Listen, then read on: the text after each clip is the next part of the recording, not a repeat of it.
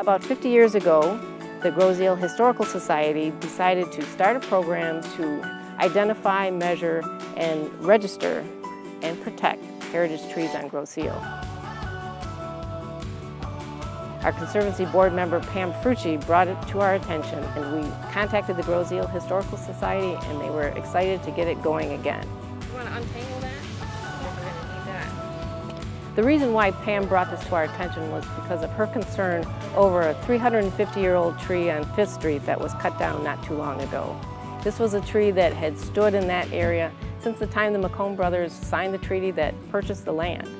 And unfortunately, it was cut down with no means of protecting it.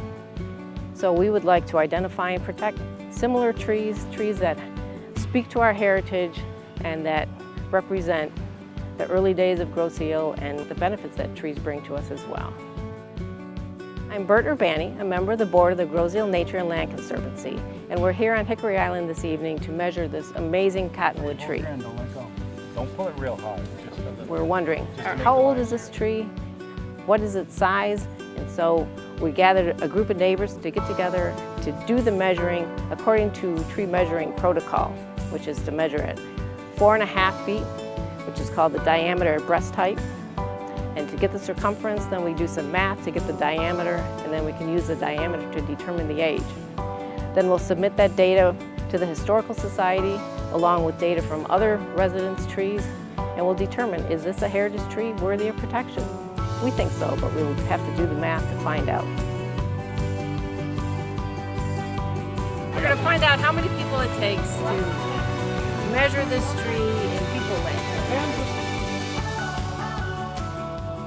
So trees like this tree speak to our history. They've been here longer than any of us as individuals, and many even date back before the earliest settlers, back to when Native Americans hunted here and this was their land.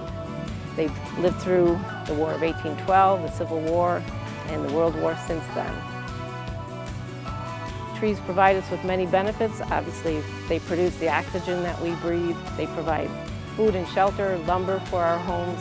If we don't protect our trees, we'll be losing a vast part of our heritage and our history and the natural resources that we need.